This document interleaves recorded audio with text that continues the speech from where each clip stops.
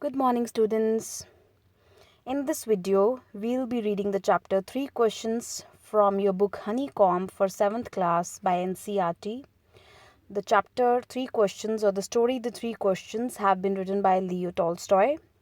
Let's start reading. A king has 3 questions and he is seeking answers to them. What are the questions? Does the king get what he wants?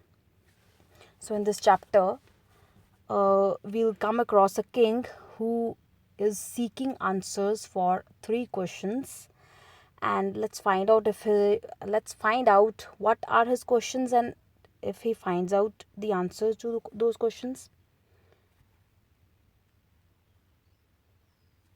The thought came to a certain king that he would never fail if he knew 3 things. These 3 things were: what is the right time to begin something, which people should he listen to, and what is the most important thing for him to do. So these were the 3 questions that he was seeking answers for. The king therefore sent messengers throughout his kingdom, promising a large sum of money to anyone who would answer these 3 questions.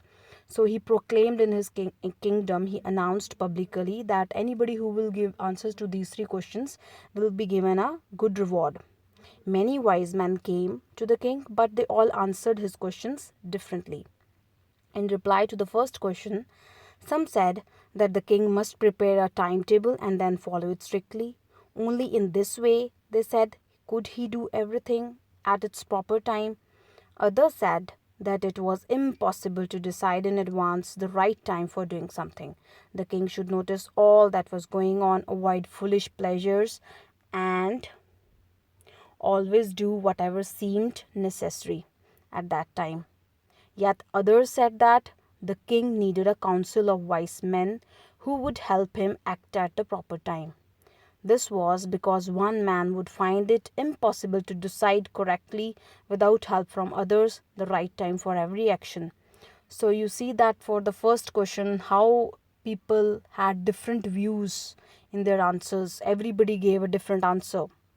But then others said that there were some things which could be urgent. These things could not wait for the decision of the council.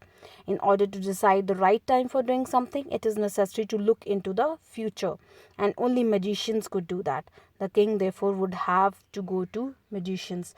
So some people advised the king that he should go to the magicians to find out the right time to start anything. In their answers to the second question, some said that the people most necessary to the king were his counselors.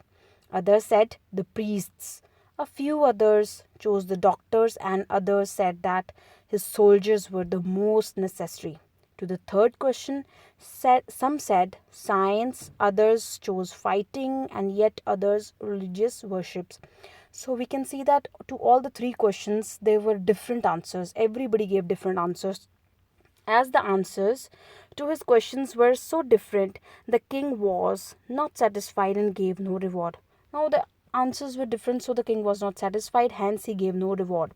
Instead, he decided to seek the advice of a certain hermit who was widely known for his wisdom. Now, the poet decided that he should seek advice from a hermit.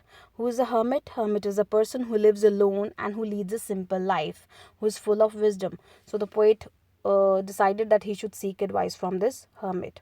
The hermit lived in a wood, means in a forest, which he never left. He saw no one but simple people, and so the king put on ordinary clothes. Now the king already knew that the hermit, he did not he met only the ordinary people, only the common people.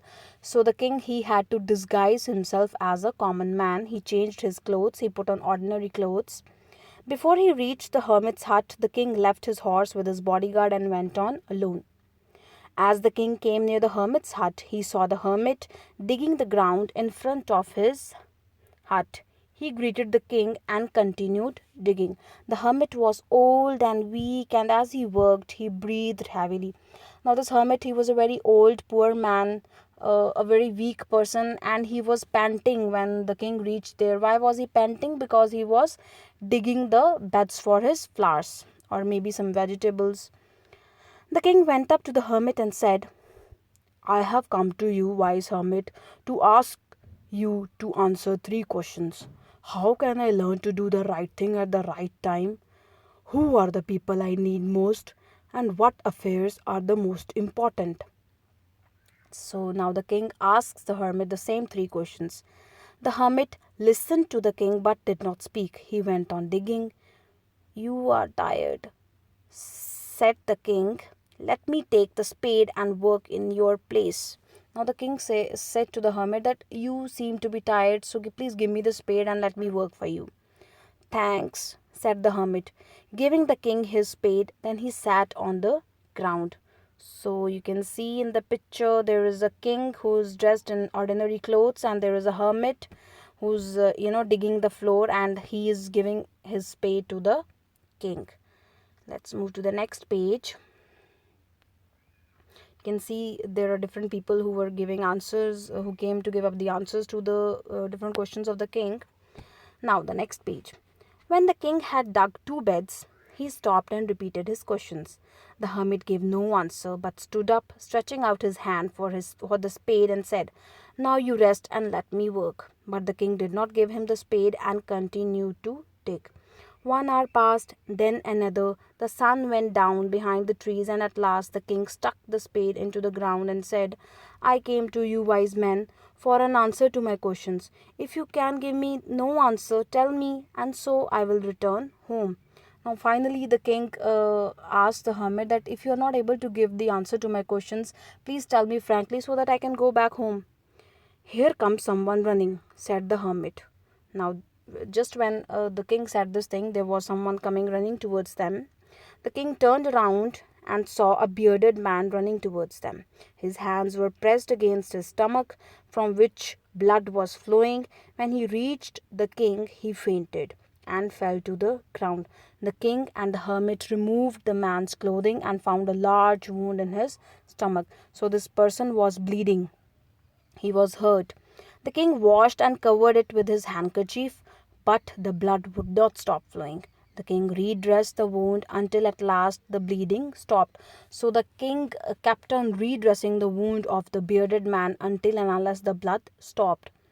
The man felt better and asked for something to drink. The king brought fresh water and gave it to him. By this time the sun had set and the air was cool. The king, with the hermit's help, carried the wounded man into the hut and laid him on the bed. The man closed his eyes and lay quiet.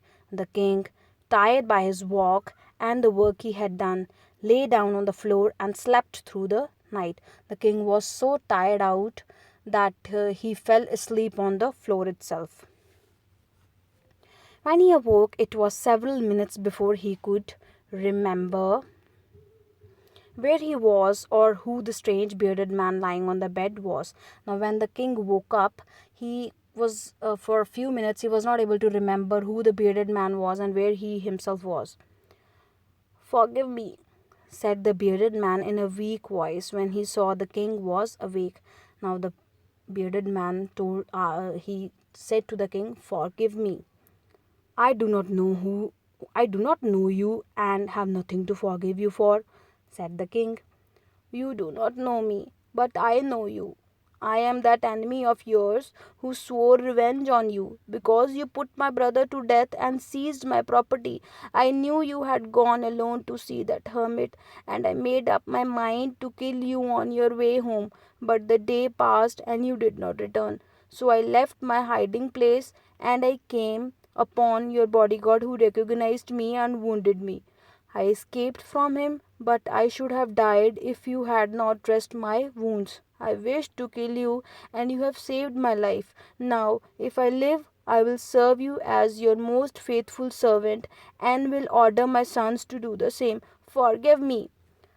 So, we can see that this bearded man, he was regretting what he did, and he was asking the king to forgive him again and again, and he also told the reason why he came to the king. He was actually the enemy of the king and he had come to kill the king, but he was stopped by the bodyguards, and the bodyguards tried to kill the bearded man, but he was badly hurt and he escaped from there.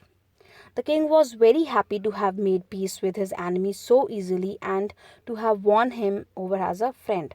He not only forgave him, but he said he would send his servants and his own doctor to look after him, and he promised to give back the man his property. Leaving the wounded man, the king went out of the hut and looked round for the hermit. Before going away, he wished once more to get answers to his questions.